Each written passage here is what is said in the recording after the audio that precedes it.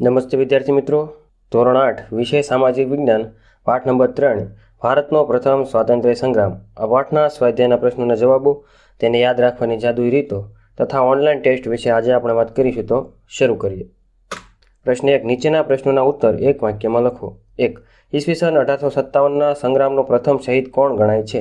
જવાબ: મંગલ પાંડે 1857ના સંગ્રામનો પ્રથમ શહીદ ગણાય છે. પ્રશ્ન 2. ભારતમાં હિન્દુ મુસ્લિમ એકતા તોડવા અંગ્રેજોએ કઈ નીતિ અપનાવી હતી? જવાબ: ભારતમાં હિન્દુ મુસ્લિમ એકતા તોડવા અંગ્રેજોએ ભાગલા પાડો અને રાજ કરોની નીતિ અપનાવી હતી. પ્રશ્ન 3. ઓખા મંડળ વિસ્તારમાં કોણે કોણે અંગ્રેજોનો જબરદસ્ત પ્રતિકાર કર્યો હતો? જવાબ: જોધા માણેક અને મુળુ માણેકે ઓખા મંડળ વિસ્તારમાં અંગ્રેજોનો જબરદસ્ત પ્રતિકાર કર્યો હતો. પ્રશ્ન 4. ગુજરાતમાં ઈસવીસન 1857ના સ્વાતંત્ર્ય સંગ્રામ સાથે કયા કયા સ્થળો જોડાયેલા છે? જવાબ: ગુજરાતમાં અમદાવાદ, લુણાવાડા, પાટણ, આણંદ, દ્વારકા, ઓખા, વિજાપુર, ખેરાલુ અને સાબરકાંઠા ઈસવીસન 1857ના સ્વાતંત્ર્ય સંગ્રામ સાથે જોડાયેલા સ્થળો છે. પ્રશ્ન 2 ટૂંક નોંધ લખો. પ્રશ્ન 1. ઈસવીસન 1857 સંગ્રામના આર્થિક કારણો. જવાબ: ભારતમાં આવેલા બ્રિટિશરોએ ભારતનું ભયંકર આર્થિક શોષણ કર્યું. તેમણે ભારતના વિદેશી વેપારનો નાશ કર્યો. તે ભારતને કાચા માલનું સંસ્થાન અને પાકા માલનું બજાર બનાવવા માંગતા હતા. તેમને જે જરૂરી માલ હતો, જેમ કે કપાસ, ગળી, રેશમ વગેરે ફરજિયાત ભારતીયો ઉત્પાદન કરે તેવી નીતિ અપનાવી. સામે પક્ષે અનાજ અને કઠોળનું ઉત્પાદન ઘટે તેવી પરિસ્થિતિનું નિર્માણ થયું. અંગ્રેજોની અન્યાયી જકાત નીતિને કારણે ખેડૂત વર્ગ બરબાદ થઈ ગયો. ભારતના અનેક મહાન વેપારી મથકોનો અંગ્રેજોએ નાશ કરી નાખ્યો. આવા સમયે ભારતમાં વારંવાર પડતા દુષ્કાળોએ ભારતીય પ્રજાના દુઃખમાં વધારો કર્યો. અનાજની અછતને લીધે લાખો ભારતીયો દુષ્કાળના ખપ્પરમાં હોમાઈ ગયા. ભારતના હુનર ઉદ્યોગો, ગ્રામ ઉદ્યોગો, હસ્તકળા, કારીગરી એ બધું જ નાશ પામ્યું. જેથી 1857નો સંગ્રામ થયો ત્યારે રાજાઓ અને જમીનદારોની સાથે ખેડૂતો અને કારીગરોએ પણ બહુ જ મોટા પાયે સંગ્રામમાં ભાગ લીધો હતો. પ્રશ્ન 2. ઈસવીસન 1857 સંગ્રામની નિષ્ફળતાના કારણો. જવાબ: ઈસવીસન 1857ની નિષ્ફળતાના કારણો મુખ્યત્વે નીચે મુજબના 3 છે. 1. કેન્દ્રીય નેતાગીરીનો અભાવ. ઈસવીસન 1857ના સંગ્રામના ઘણા બધા નેતાઓ હતા, જેથી મોટી અવ્યવસ્થા ઊભી થઈ. રાજાઓ અને જાગીરદારો કોઈનો હુકમ માનવા તૈયાર ન હતા. વળી તેમની પાસે શિસ્ત પણ ન હતી. સંગ્રામના મુખ્ય નેતા બહાદુર શાહ અત્યંત વૃદ્ધ હતા. જુદી જુદી જગ્યાએ જુદા જુદા નેતાઓ નેતૃત્વ કરતા હતા. એટલે કેન્દ્રીય નેતાગીરીનો અભાવ એ નિષ્ફળતાના મુખ્ય કારણમાંનું એક હતું. બીજું, અંગ્રેજોની લશ્કરી તાકાત. ઈસવીસન 1857ના સંગ્રામમાં નેતાઓ અને સૈનિકો કરતાં અંગ્રેજો પાસે આધુનિક લશ્કરી શસ્ત્ર સરંજામ, રેલવે અને તાર વ્યવસ્થા હતા. શક્તિશાળી સેનાપતિઓની મદદથી તેમણે આ સંગ્રામને બહુ ઝડપથી દબાવી દીધો. દરિયાઈ તાકાત હોવાને કારણે ઇંગ્લેન્ડનું નૌકાદળ બહારથી બહુ ઝડપથી પોતાના નવા સૈનિકો લાવવા સક્ષમ બન્યું. જ્યારે સંગ્રામ કરતા નેતાઓમાં લક્ષ્મીબાઈ અને તાત્યા ટોપેને બાદ કરતા કોઈ શક્તિશાળી નેતૃત્વ ન હતું. ત્રીજું, અન્ય કારણો. મોટા ભાગના રાજાઓ આ સંગ્રામથી અલગ રહ્યા, એટલે કે દૂર રહ્યા. એટલું જ નહીં, હૈદરાબાદ, કાશ્મીર, પટિયાલા, ઇન્દોર, ગ્વાલિયર, વડોદરા અને ભોપાલના શાસકોએ તો અંગ્રેજોને સહકાર આપ્યો હતો. શીખો અને ગુરખાઓએ પણ અંગ્રેજોના પક્ષે લડીને આ સંગ્રામને નિષ્ફળ બનાવ્યો હતો. આગળનો પ્રશ્ન જોતા પહેલા આપણે આ મુદ્દાઓ જોવા પડશે. ઈસવીસન 1857ના સ્વાતંત્ર્ય સંગ્રામ માટેના જવાબદાર કારણો વિશે નોંધ લખો. તો એના મુખ્ય 6 કારણ હતા. 1. રાજકીય કારણ. 2. વહીવટી કારણ. 3. આર્થિક કારણ. 4. સામાજિક ધાર્મિક કારણ. 5. લશ્કરી કારણ. અને 6. તાત્કાલિક કારણ. પ્રશ્ન 2બ. નીચેના પ્રશ્નોના ઉત્તર લખો. 1. ઈસવીસન 1857ના સ્વાતંત્ર્ય સંગ્રામ માટેના જવાબદાર કારણો વિશે નોંધ લખો. 1. રાજકીય કારણ. આ સંગ્રામનું મુખ્ય કારણ ભારતમાં બ્રિટિશ સત્તાની સ્થાપના હતું. ઈસવીસન 1757 પ્લાસીના યુદ્ધથી બ્રિટિશરોએ ભારતમાં શાસન સ્થાપવાની શરૂઆત કરી. તેમણે મૈસૂર વિગ્રહ કરી ટીપુ સુલતાનના સામ્રાજ્યને સમાપ્ત કર્યું. ભારતમાં રહેલી ડચ અને ફ્રેન્ચ કંપનીઓને હરાવી પોતાના સામ્રાજ્યનો વિસ્તાર કર્યો. અવધના નવાબ, હૈદરાબાદના નિઝામ, મુઘલ બાદશાહ, બંગાળના નવાબ, તાંજોરને એક પછી એક હરાવી દીધા. મરાઠા યુદ્ધમાં મરાઠાઓને પણ હરાવી દીધા. ઈસવીસન 1818 સુધીમાં સંપૂર્ણ ભારત પર પોતાની રાજકીય સત્તા સ્થાપી દીધી. બ્રિટિશ સામ્રાજ્યવાદને કારણે ભારતીયો રાજકીય સત્તાથી દૂર જતા રહ્યા.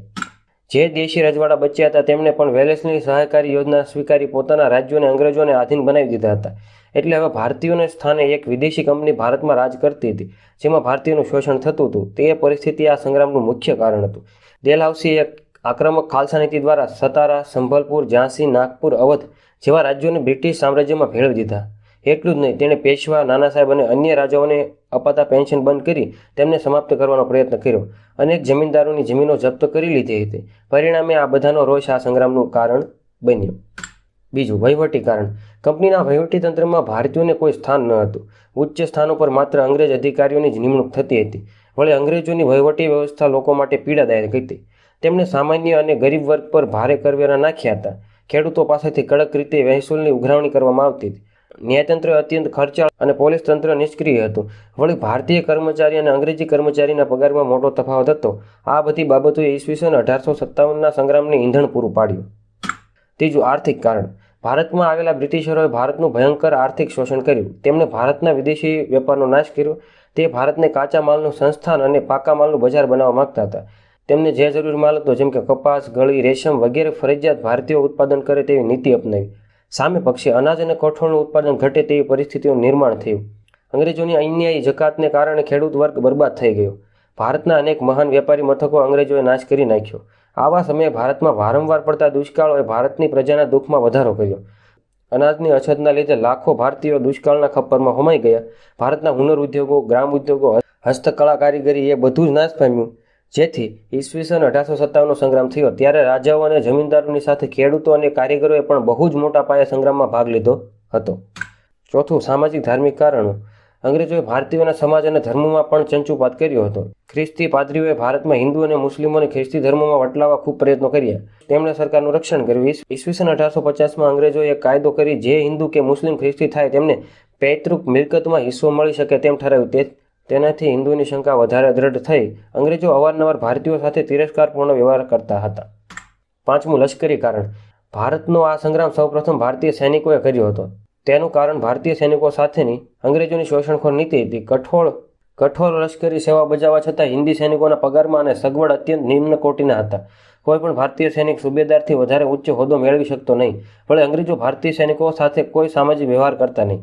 ભારતીય સૈનિકોને પાઘડી બાંધવા, તિલક કરવા અને દાઢી રાખવા પર પ્રતિબંધ ફરમાવવામાં આવ્યો હતો. વળી ભારતીય સૈનિકોને તેમની ધાર્મિક ભાવના વિરુદ્ધ દરિયાપાર જવાની બાંહેધરી આપવી પડતી.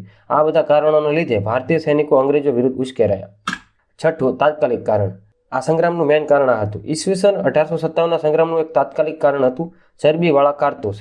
અંગ્રેજ સરકારે સૈનિકો માટે જૂની બ્રાઉન બેઝ રાઇફલની જગ્યાએ નવી એન્ફિલ્ડ રાઇફલ ઉપયોગમાં લેવાનું નક્કી કર્યું હતું. આ રાઇફલના કારતૂસના ઉપરના ભાગે આવેલી કેપને દાંત વડે તોડવી પડતી હતી.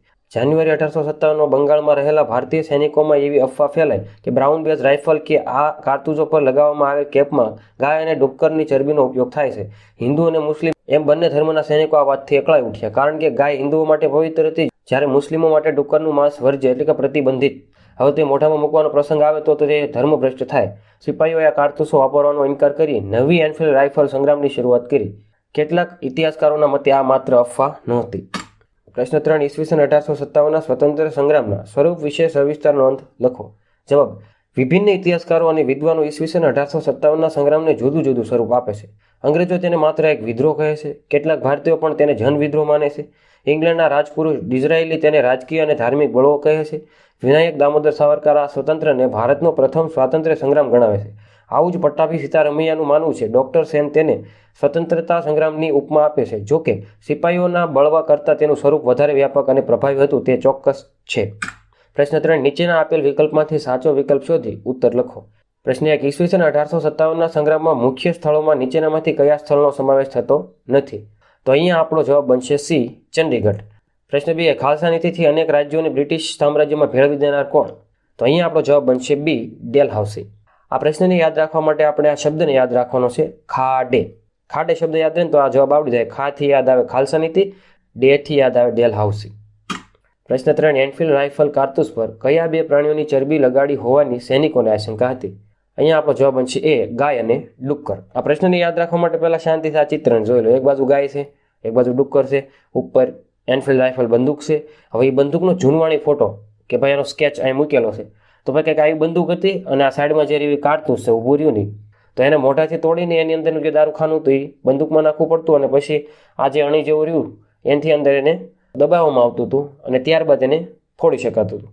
તો આ હતી એનફિલ્ડ રાઇફલ, ગાય અને ડુક્કર. તો અહીંયા આપણો આ વિડીયો પૂરો થાય છે. મને આશા છે કે તમને આ વિડીયોમાં ઘણું ખરું યાદ રહી ગયું હશે. મળીએ નવા વિડીયોમાં. ત્યાં સુધી ભણતા રહો, ગણતા રહો, આગળ વધતા રહો. ધન્યવાદ.